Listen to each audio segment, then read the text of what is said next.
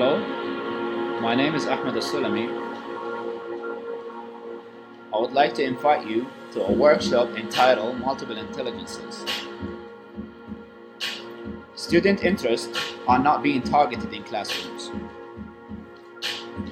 and it's applicable to all learners.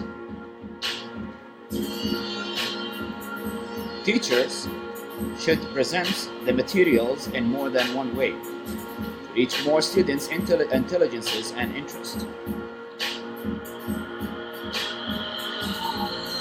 In 1983, Howard Gardner developed the multiple intelligences theory that has a scientific claim.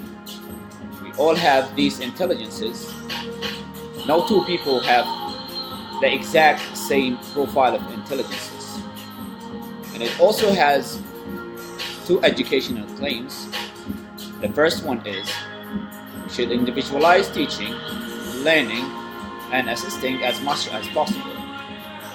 The second one is pluralization. Present a material in more than one way.